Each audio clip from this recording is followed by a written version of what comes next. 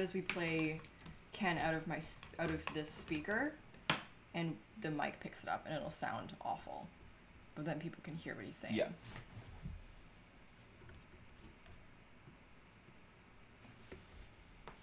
Check, check, check, check, check. Nope. That's. Oh.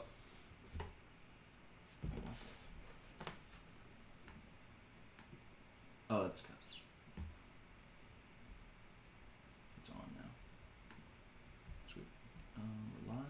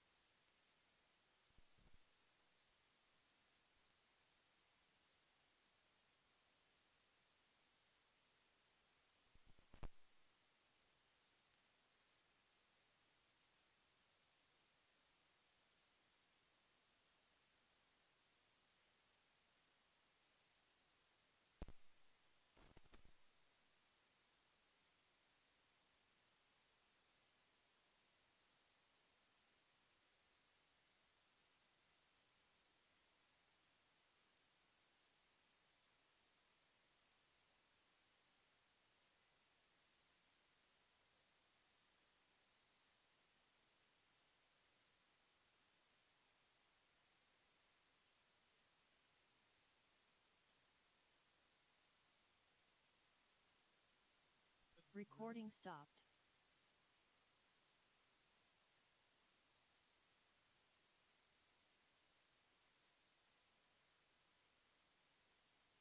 Do you want me to talk? Yeah. I can hear you. I can hear you. Yeah. Yeah. Going on.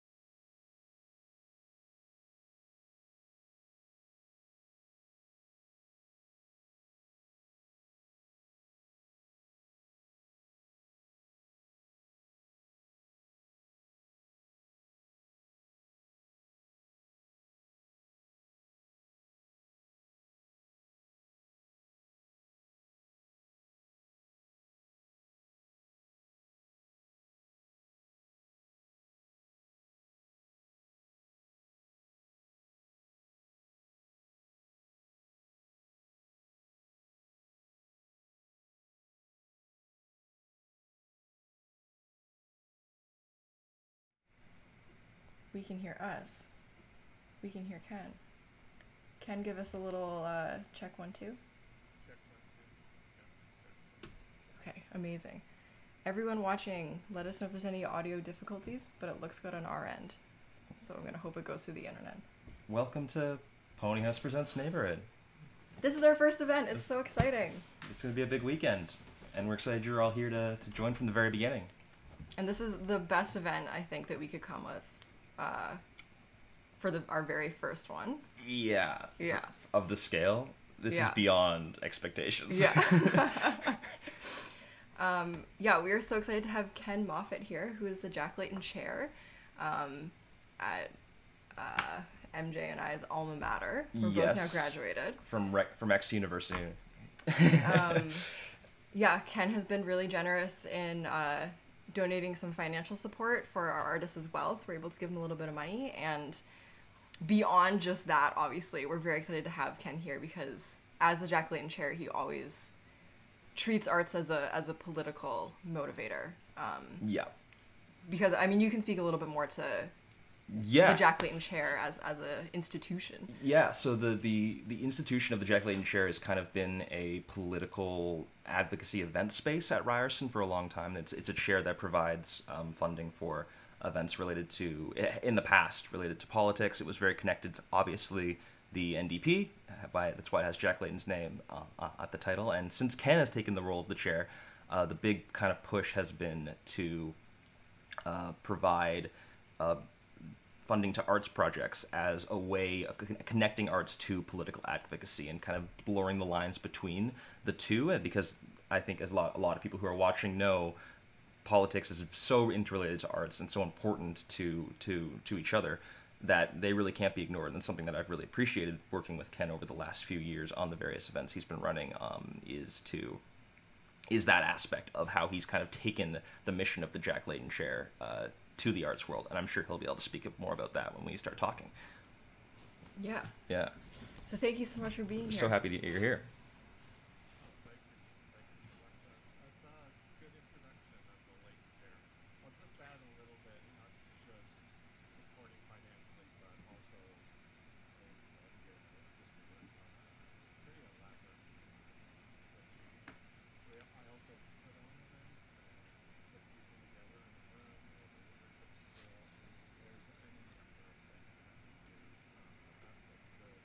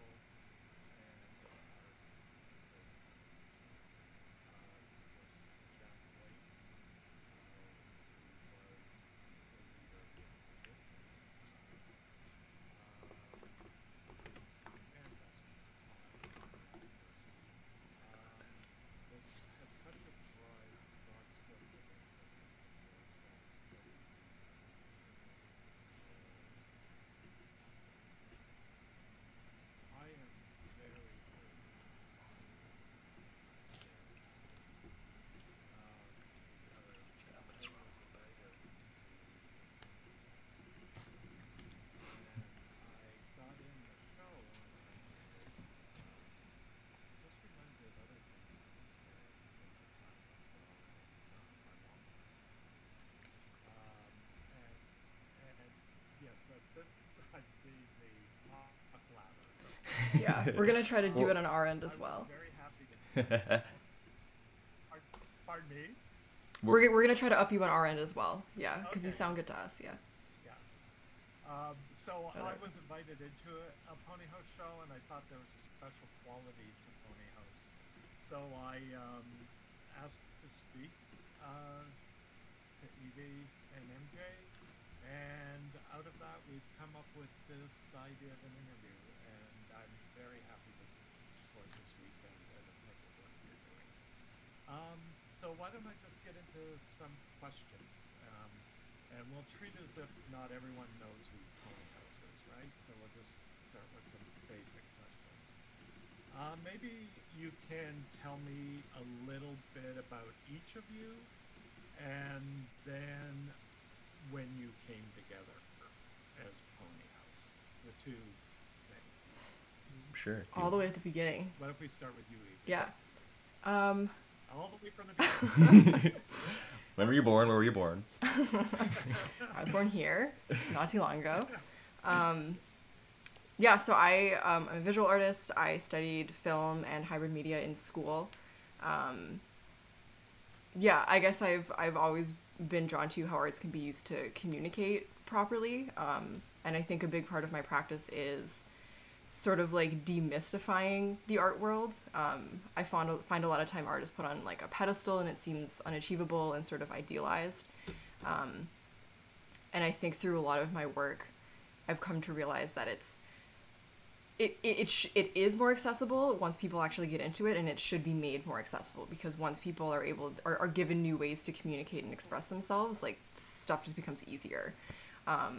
So I find that I'm not a very like fun art friend because I try to sort of break down the barrier and like lift this like mystery veil of the art world that I find really irritating.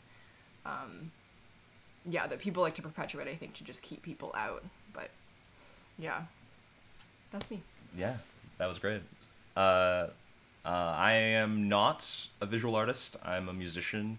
I've been drumming for a long time, and I met Evie at X University. My degree is not really related to, not at least not directly related to my work on ponyHAUS and otherwise, but I started working in experimental music in Toronto. I worked in an event called Audio Pollination, which was kind of an open space that collectively curated trios of musicians who just kind of wanted to play together, and there was no practicing. I rarely knew the people I was playing with beforehand, and we all just kind of got to make noise together, and it was some of the most fulfilling experiences of my life is playing at those events. Right now it's closed because of the pandemic, but I think being a part of an event that was so directly focused on welcoming everyone, as many people as possible who wanted to be a part of the show, encouraging people to just kind of collaborate and connect to each other, really kind of out of nowhere, has really inspired me to want to do that myself. I think that it's really important, like you said, to make spaces accessible and not try and lock people out, as oftentimes can happen in the kind of niche music and arts worlds. It can feel very scary to come into a room of people who don't know, who all seem very cool and cooler than you and have been doing this for a lot of time. And oftentimes there's an intentional attitude in those spaces that tries to keep people out. You really have to like work through the ranks and even get the chance to play.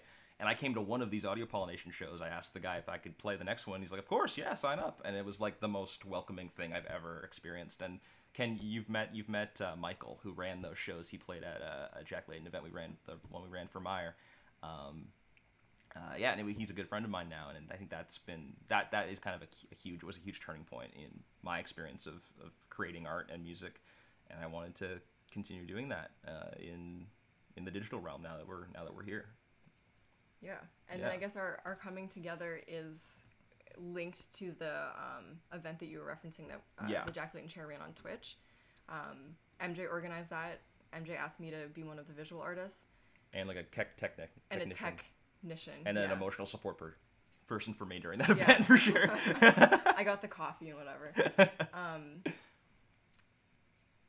And I think from that, on our walk home back from that, we were like, hey, that went pretty well. And yeah. That was fairly easy to kind of I mean, easier than we thought, even though we've hit like so many technical difficulties right now trying to set up a Zoom room. It's all very doable. And yeah. we can do it. And we're like, we did that once. Do you want to keep doing that? Do you want to do that in different ways?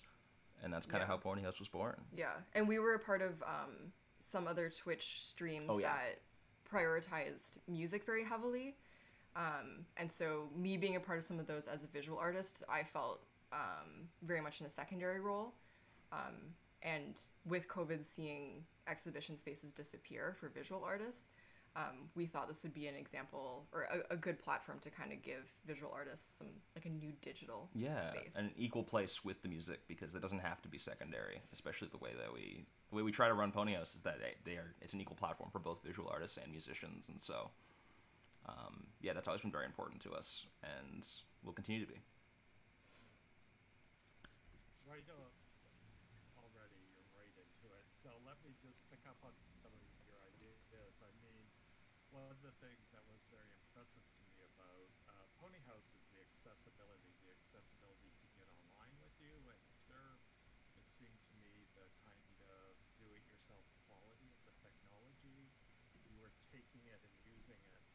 And you know, these networks of exclusion you talk about, they happen by big institutions being special.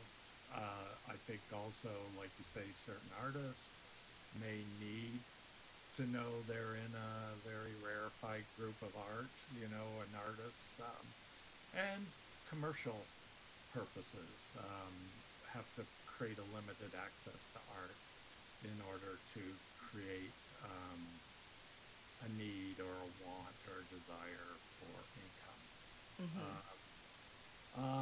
And I think, so I was going to say, like, when I first went to a ponyHAUS event on Twitch, which was all new for me, I felt like it reminded me, and I shared the story with you before, it reminded me of a friend of mine a number of years ago, I think back around 1999 or something, told me I must go to this event called Vaseline at El Macombo, and I was like, no, I'm far too old to go to club events, and things have changed for me.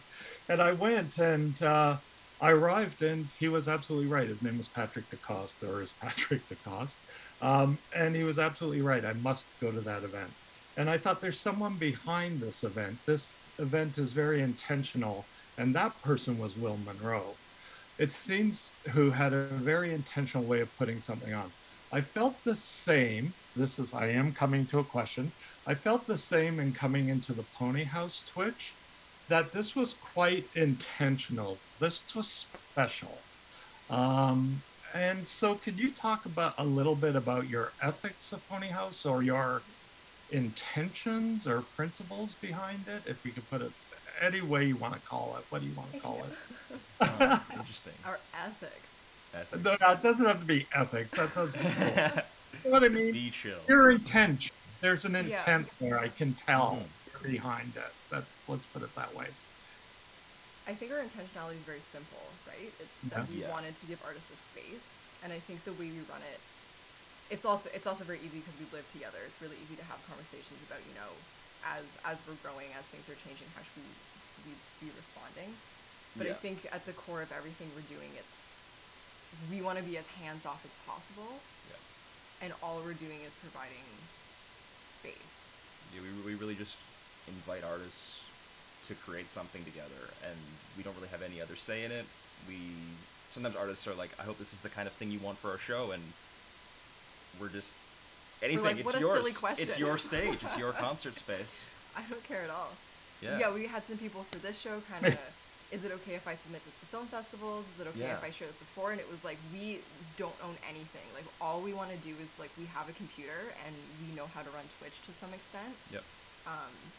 And then we want to pay people eventually, and we try our best to support artists, but that is the hardest part of any arts event, right, is getting funding, which is why we're so thankful to you, Ken, for supporting this event. But we try and give every artist at least a little bit of money every time we do run a show. I think that's been our main goal, is just providing space. Space, exactly. Yeah, and then the best way that we can do that. And then I think from, like, an aesthetic standpoint, for lack of a better term, like, the things that we have control over is that we're trying to fill the digital space to the brim, like as far as we can, and we're trying to, because I mean we go to a fair amount of live streams, and I think we can see how some live streams, as you're scrolling on Twitch, like they're messy, for lack of a better term. They don't seem like they fully understand that they're online. They feel like a radio show sometimes rather than what a Twitch stream could be, and we try our best to be that as much as possible. Yeah, really, or it's a news show, or it's a television show, and it's not something that is made for the internet. Or it's just a live stream of a band playing on stage, and it just makes me sad to watch, because I'm like, I wish I was there in person. And that's something we were really devoted to, is trying to create something different than what it would be like in a real concert space. And this is not something you can really... Hopefully when people are watching sets and watching us talk and hang out between sets, they're not feeling like, well, I can just be seeing this in a concert. This is something different. This is something they can only experience online. We're not trying to be a placeholder. I think that's language that we use a lot, is that because especially when we made this, it was October of last year, and we were like, well, in a couple months we're going to be back outside, so and that didn't happen. Still inside now. But we thought, we want to make something that has longevity, that this isn't just it's not just a holdover for when we're allowed to be back in person. No, exactly. I think there's a lot of benefit to this kind of online space that we can host shows on, because we were able to have artists from other countries, have an artist from Athens and artists from Connecticut connect, and they do a set together, which could never happen if the show had to be taking place live in Toronto. So I think taking advantage of that is something we're really devoted to as much as possible. This is probably a good moment to just interject. If in terms of, I want to come back to the notion of space, and I think you're doing it so effectively. But prior to that, if someone had not seen a ponyHAUS show, could you just describe what it is, like as simply as possible, or as complicated as possible? Just what would they be seeing? What would be going on? This is something I try to get my mom to do. Oh, yeah, you did I like to listen to. I think she's watching. She is watching. She tries to explain it to her That's friends. great. Hi to your mom. When I ask artists to be a part of the show, I usually describe it as an online audio-visual showcase. Really pushing that it's both at the same time. People are going to experience various art forms converging, music and visual art, and all kinds of both. And I think at its base level, like when you tune in tonight, which you should, everyone watching should tune in tonight, you're gonna see me and Emjay talking. Yeah. We play some games. It's kind of like a variety show. Yeah, we try to push some Toronto-centric stuff, I think, a little bit, because we are Toronto-based in terms of like some mutual aid organizations that are here, and then the bulk of the show is artists will put on a 20 to 30 minute performance. Yeah. Or equivalent. Yeah, we pair them together, one musician, one visual artist, and then they go, and then they come back in 2 weeks with 20 to 30 minutes of stuff. It's a beautiful baby for us that we put on display. And then we throw it on the internet. Yeah, and then we just chill in between. And it's wonderful to watch. It's wonderful to watch the music and the visuals simultaneously together. You've done such an effective job, and I feel like they play off each other and create a whole new life together. And in that way, I would say it's, like you say, it's not watching a concert where you wish you would be in the room. It's something new and different. It's very effective, I think, if I might. So the other, I'm going to come back to space, holding space, and I'm referring to some own history I've had in the arts community. And I know the people and places I reference are only part of a huge alternative art scene that has existed in Toronto for decades and decades, probably forever, but we only know within our own memory, right? So I can say it's been around since the 70s, but probably I know it existed before then. But space, so important. I've been thinking about space and holding space. You know, I video fag, which was in Kensington Market. I was not allowed because they were so welcoming in the way you were, to put a show on there. And it was really about space. The space was non-commercial. It wasn't filled with policy and procedure. You know what I mean? It was, I mean, I know you know what I mean. But this idea of space is so important. I used to think of space, and also affordable space, nonprofit space. Um, um, and I was thinking how I'm going to throw out another name, Jaja Gallery was on Queen West. Andrew Harwood lived in the back. That's part of how he afforded the space. Video fag Jordan Tannehill and William Ellis lived in the back. And here you are, I believe, in your home, right? Yeah, Even just though our it's space. online, it's kind of a strange parallel. I know that's not a question, it's an observation. Can you talk a little bit more about space and the two of you and where you are? Yeah, I think we're able to run the show because we're in the same physical space all the time. Yeah. Um, Yeah. and I think, I mean, because we were born of the pandemic and we live in a house with a lot of people and a lot of very similar people, we're very fortunate in that we didn't really lose a lot of community when we had to remain inside. Like, we have a little one right here. Hmm. And I think that was something that we were cognizant of, is that some people were at home by themselves or with their families, and it's different than being with your peers. Um, and I think that was a goal for us as well, to kind of like extend like our house community and our Yeah. support. Yeah. Because when you're watching the show, you're very much just watching us hang out in our basement, um, and you're welcome to hang out with us. Like, there's a chat on Twitch that people participate in, and we encourage people talk talk to us and with each other, and which is kind of the main benefit of Twitch in general, is having this. And I think, yeah, we hopefully inspire some positivity in other people around the world, amongst a very lonesome and isolating time, at least in some sense. I think that's And also why it's important that it's not just a concert space. It's something different. It's not a reminder of the past. Times past, the bygone era. It is something different that you're taking part in. And we've been calling ourselves a mutual aid space for a while, which I think is, like, at the end of our show, if you say at the end of our show, you get to fill out a little form that includes your address, and we send you a physical piece of mail. And I think we started doing that our second show, and it was an idea. A lot of our ideas are just like, you know, it would be really stupid. And we should do it because, like, This is funny. because no one's in charge of us, and we're just Yeah. inside, so let's do something really dumb.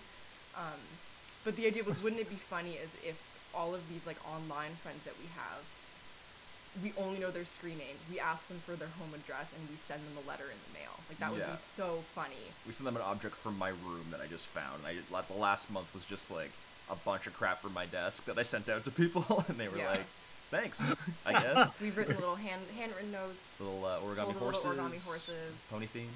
Yeah. Yeah, that's cool. So I think that's a way that, I was talking to this, they're like an arts community based out of New York. I don't remember how I got on a Zoom call with them. Oh, cool. But anyway, and I was talking about ponyHAUS, and I told her, you know, it was funny because I felt like I was sharing something kind of stupid to her. I was like, oh, we send letters at the end of our show because we think it's funny.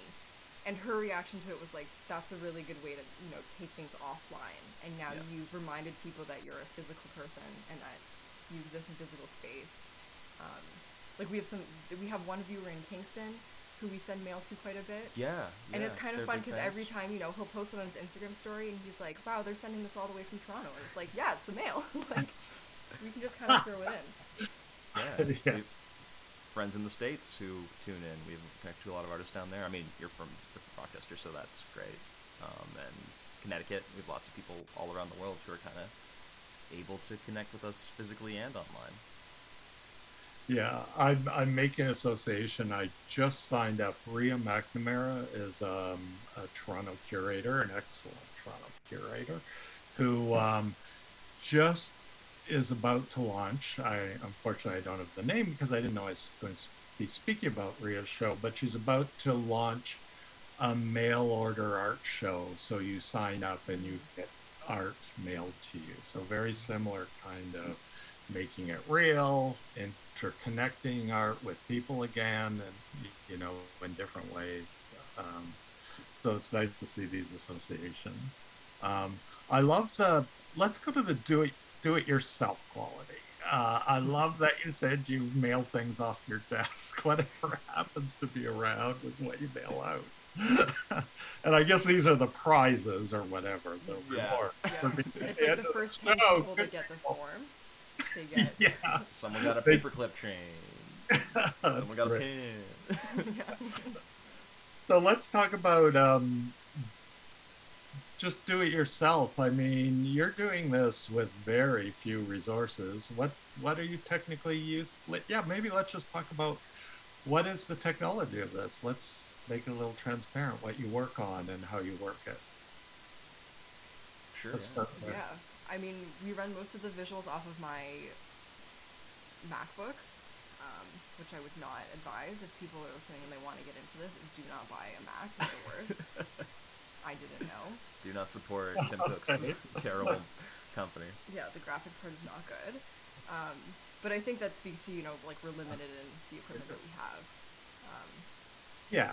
Yeah, I would say we're not doing it ourselves by choice. It's just kind of the only option we have is to just kind of use whatever gear we have around. I have some sound equipment, one that I bought off a friend, a console I bought off a friend, and a mixing board that I got from my dad, because he used to do, like, audio tech stuff. And so that's basically all we run audio out of. We plug it into the TV downstairs so we can see it a little bit bigger when we do our shows. Yeah. I think we bought a webcam. Yep. And I bought a MIDI board. I bought a bunch of cords. So we maybe invested like, $200 in the equipment? Probably $200 tops, yeah. Yeah. Amazing. Thanks, Dad. Yeah. But I think based on, like, resources, DIY, a lot of our equipment is stuff that we already owned, but I think why we're able to run is because people donate their labor. Yes. Like, we don't get paid for this, but we're running it, so that kind of makes sense. That's but fine. We have, our roommates help us run the chat the day of. All of the artists are donating their time. And then this time we had a community outreach lead, if we want to give them a title. Yeah, I like that title. Yeah. Who helped us, like, find sponsorship and kind of bring in some of our raffle prizes. So I think, we've had Brittany's helped us out with grants and sort of our Twitch back stream. So way more important than I think our, like, physical tech equipment is that people have been donating their time and their skills.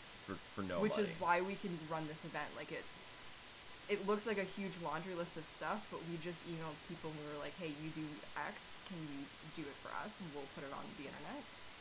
And people say yes, and that's why. And what I'm talking about,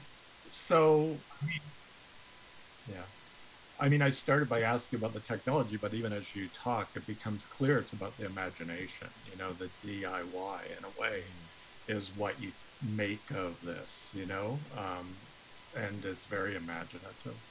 The other thing is I think you're quite successful in being immediate. Like, you really know you're watching something live. You know what I mean? It doesn't feel canned, and I guess that's a good quality of DIY as well. I also like, if I might, there might be little glitches and mistakes at times, and you talk right through them, right? With good humor. Can you talk a little bit about that? How you deal with glitches, or how you create immediacy? I don't know what you mean. We've never made a mistake in this show or had any problems. Not even at the beginning, right before we started this. No, I think we're both very funny people, and I can say that without coming off as pretentious. Yes. And so I think that's really just the only way. That's one of the only ways we get through it is we gotta laugh through it, and you can't get frustrated and pissed off forever. You gotta have some levity about yourself and about what you're doing, because if you don't, you're gonna come off like those artist communities we talked at the beginning, where it's like you have to be perfect. It's really intimidating. There's no way in. if there's little glitches and mistakes, it seems more relatable to people, and everyone, it feels more accessible to people who can do it. And I feel like we can say, like, anyone watching this could probably do this on some level. Like, 100%. it's not that hard to send emails and set some stuff up. It might be a little bit of gear, but even without the gear, it's possible. And I think being very transparent about the mistakes that we make also make that very clear. And I think we operate, because we'll have conversations all the time, like, what happens if this doesn't go through? What happens if, you know, we need to change this? Yeah. And I think our baseline I would come back to was like, we're doing this for fun. Yeah, like, this is doesn't fun. matter. So like, I get stressed out about lots of things, and then at the end of the day, it's like, if something doesn't happen, then the show goes on. There's no. Yeah, I put the wrong title up on the screen. We apologize and we go, oops, move on. And it's not a big deal. Yeah. I think as long as we're, you know, we're not messing up the artist work that they've done. Yeah. Yes. And like that sort of stuff, that's the stuff that I think we're very careful about and we get stressed out about, obviously. But everything that we do, there's like so many spellings and mistakes in everything we do. Like, I am so fine if people know I can't spell. Or speak, frankly. and we have to do that because otherwise we would get stressed out. Yeah. I'm not getting paid for this. Yeah, that's I'm the not thing. gonna- Yeah. We're not getting paid for this. Why get that worried about it? I tell myself, because I do get worried about it all the time, so I need to say that aloud.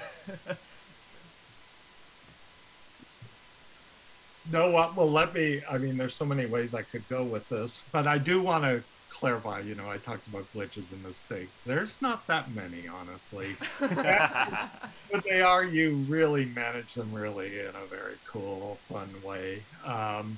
And the art is incredible. The visual and musical performances are incredible. Their quality, like, in my mind. when we were ordering these, like the shows for this weekend, Yes. it's like unbelievable what people can do and that they're willing to like give it to us. Yeah. It like blows my mind every single time. In like a month, they just kind of put this together, and it's some of the best stuff I've ever seen. And the show would not be as big as it was if we didn't know so many talented people.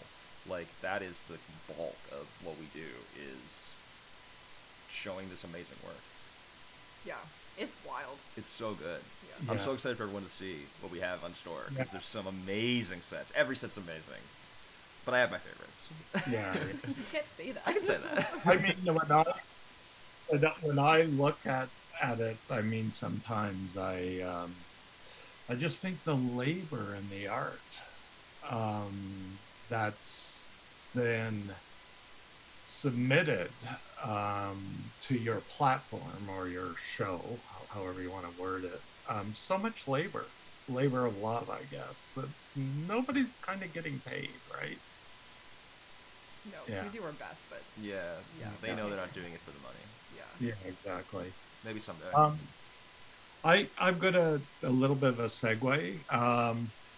I was thinking when I was thinking about talking this morning, how, you know, the few examples I've given, and as I say, there's so many other examples, but the few I've given, there's always personalities tied to it. It is space, but it's also important personalities, I believe, in a way, are tied to the space, not as celebrities necessarily, but as sort of a way to know you are welcome, you can come in.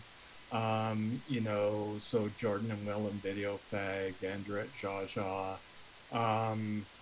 There was a way they, very similar to what you're saying, you know, like, we're not telling you what to submit.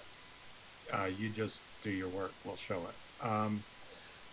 You two, I think, are very, if I might say, are very important to ponyHAUS. Of course, you're on all the time through the shows, but you're very important. I mean, I think you have a nice way between yourselves, and a kind of permissive quality to the way you present.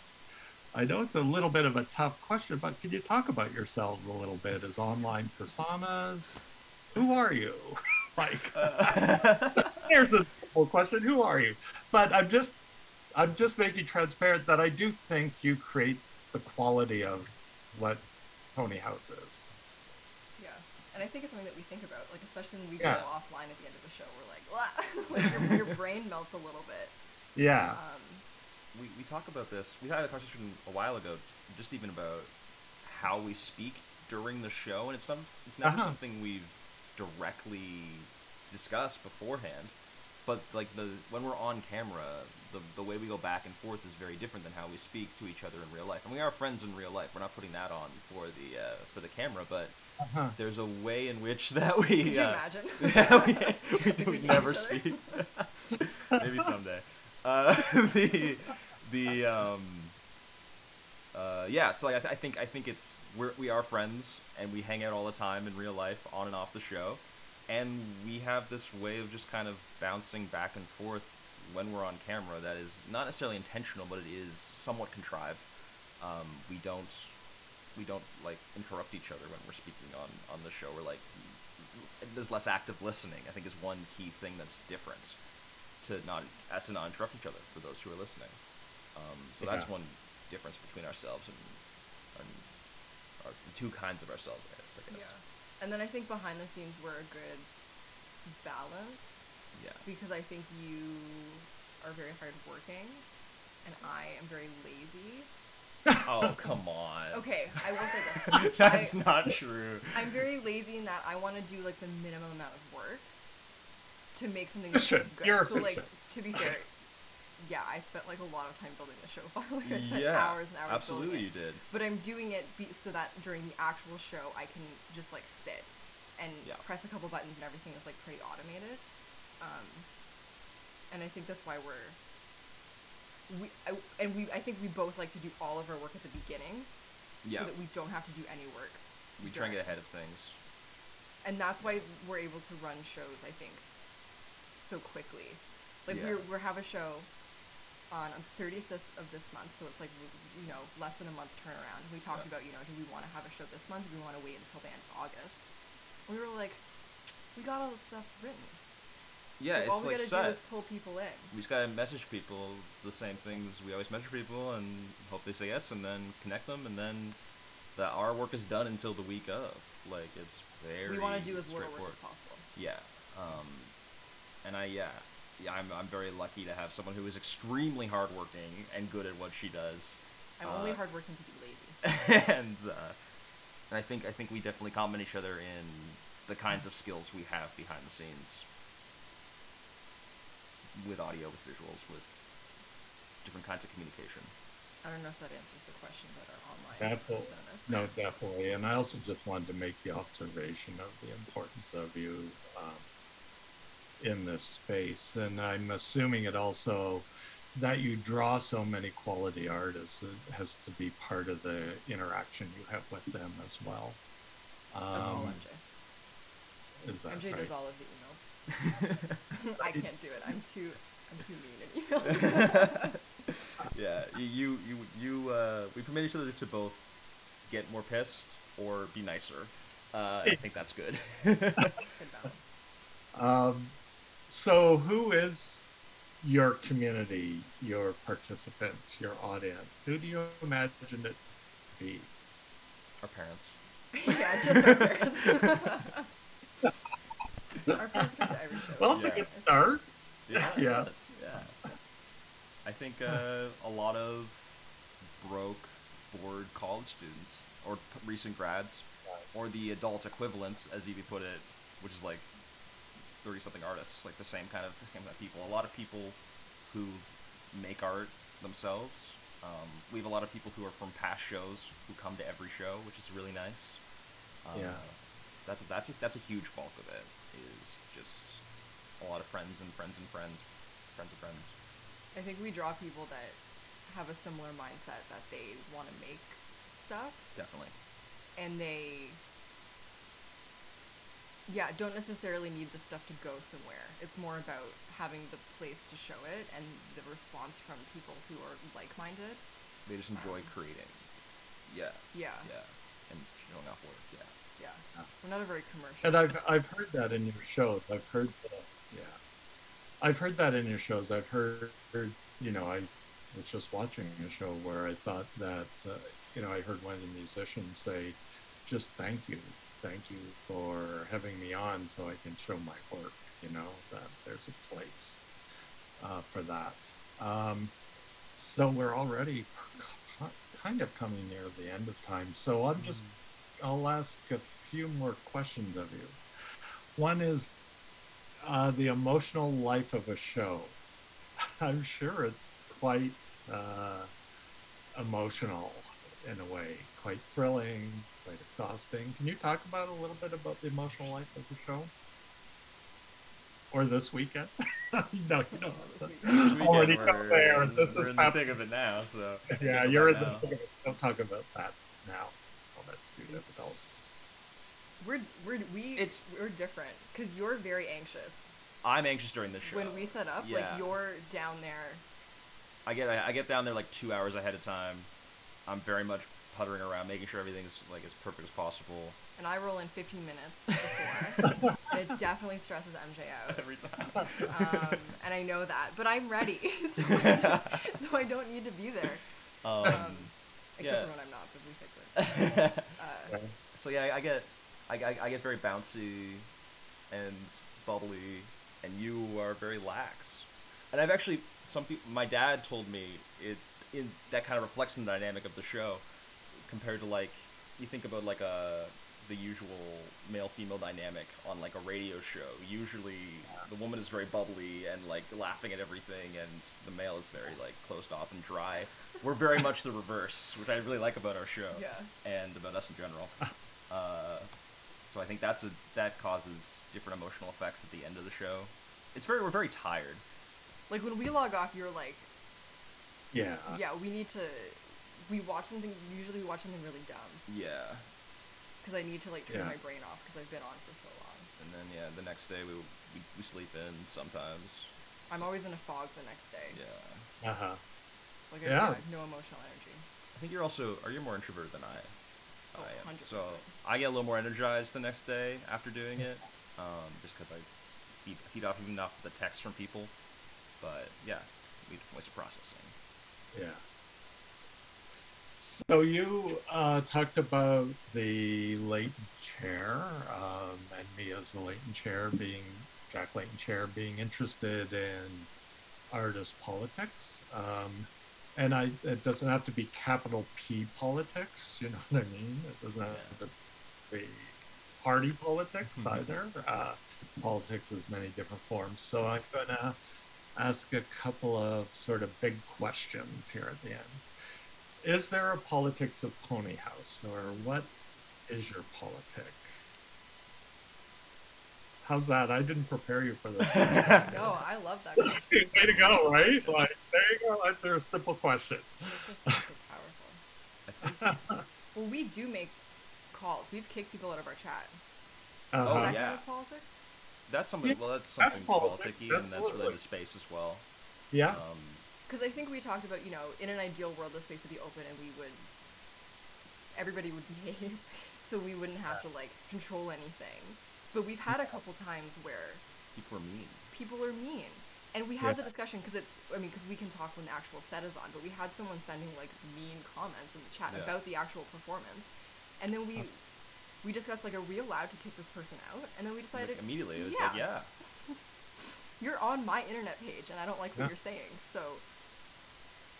Like, that's not what that's like not what I want. You're being rude to, you can be rude to us, I don't necessarily care, but it was specifically about the quality of art. Yeah. Yeah, it's like if you're at a concert and there's a heckler shouting at the opener to like get off the stage and get the next artist on, they're gonna get kicked out. And that's the same thing in our show. Yeah. And I think it's because we also, like, we have a really broad variety Of work? of work, yeah. Like, there's a lot of different, so we bring in a lot of different crowds, and when there's, and I think to our benefit, like, you're able to be exposed to, like, more underground styles, or, styles that maybe not, you can't show at a bar, at a concert or whatever, but if you're gonna roll in and, like, Be a dick. and not care about, like, the, call something a knockoff of something else. Well, that's completely... So don't be a dick is one of our politics, for sure. Right, yeah. No, and I think that's a politic of protecting the space and protecting the artists, and also having wide variance of expression within the space. So not everyone's going to like everything. Yeah. They don't have to be dicks, right? This weekend is even more eclectic than often we usually have. Tonight's Yeah. going to be a very dance focused, a lot of techno and house, and Yeah. tomorrow's a very experimental electronic vibes, like all different directions. So I hope that people find something new this weekend that they enjoy. Yeah. And that's why it's great that it's online too, because it's like, You can just leave. just turn it off. Yeah. Just mute us. Walk away. So our viewers stay up, mute us, and then go on Facebook, and then Yeah. come back in 20 minutes and there's something else. Yeah, yeah. If you're already I said there's only two. I'm going to ask two more quick questions. I'm suddenly aware we talk so easily. I know we only have about 5 more minutes. We love you, Ken. we can go a little bit over. I That's did fine. give you different. Okay. Okay. See, there I am, like Jack Layton Chair, tracking time and making sure. So I did give some examples of things from the past, and what's different is many of those events and broader alternative cultures, it was often a crowded room, right? And what's very different about your work is it's all online, and it came through the pandemic, right? And I think you've done an amazing job of making space in this techno space, if we can call it that way. I like that. Something that at times I'm very distrustful of, like the capitalist enterprise infiltrating everything through technology, that sort of thing. Can you just talk about maybe challenges, comforts, good things about being online? I mean, I can join you today from a remote location. Yeah. Simple. But what else? I think it's the Or- accessibility is the big Yeah. benefit. And I think because we are also like weird children of the internet, for lack of a better term, right? Like we're Yeah. born in like the late 90s. I think it's very simple for us to, or it's more intuitive for us to navigate this space. Like we kind of 100%. understand the lingo and how you operate in a chat or whatever. And that's why it's interesting to go to some live streams that are maybe run by people who are like older than us, for lack of a better term. Like they weren't raised online. Yes.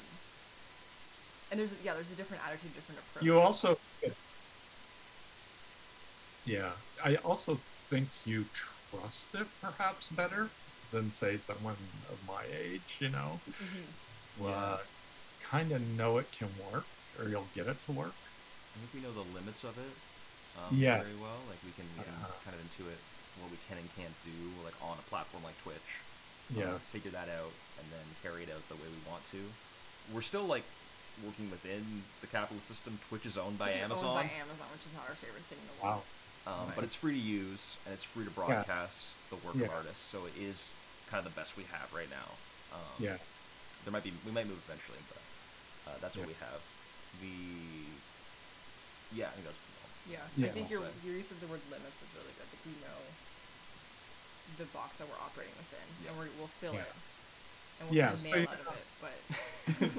But So you're using it very effectively, but you're not glamorizing necessarily the actual technology, you know, Yeah. the way things Yeah, that's true. It's more fun to be kind of sardonic about it. Like, critical. Yeah. Like we're not Instagram influencers. no. Exactly. No. We Yes, we use exactly. Instagram to advertise, Right. and that's where people advertise. We're just using it. It's not something we're not bound to any of these platforms. Really. Yeah. And that's the, you know, the Instagrammable perfect image, the constant sterile image sort of thing. You're not doing that. And you brought that up earlier too. MJ, I remember you saying something about the art doesn't have to be pure and perfect to start. You know? It's more fun for us if it's not. That's one And of the it's main easier. things. Like Yeah, I it's do all the easier and more graphics fun. for the Instagram. And if Yeah. I had to put everything on a grid, Oh, it'd take me so much longer. If we Yeah, could be like careful exactly. about how we presented ourselves on the digital stage, I wouldn't want to do it. I just kind of like Yeah. to chill with my friend in the basement, and that's kind of what it Yeah. is. Yeah. The and I do want to be careful about what I say because you have incredible, for lack of not knowing the word, techno artists. People who are using technology in beautiful, beautiful ways. The images are incredible on ponyHAUS. I'm going to ask one more question, and it's a big one as well. So, do you want to change the world? I saw this in your notes. ponyHAUS about changing the world, or is ponyHAUS about ponyHAUS? And the answer is fair. I mean, it sounds like a loaded question, but yeah. I'm gonna say yes. I guess it's getting at the effect. What do you think of some of the effects are? The world might be a bit Social. big, but I think we can at least change Yeah. our neighborhood. I'm sorry. Okay. That's awful. I can't believe you just. But our community, everything we're connected to, which I guess is the world. So yeah, sure. Yeah, we're changing the world. Or we can. We're a part of something. We're a part of changing the world. And hopefully we're inspiring other people to do something similar in a very mutual aid sense. I think we're just leading by example, right? Exactly. Yeah.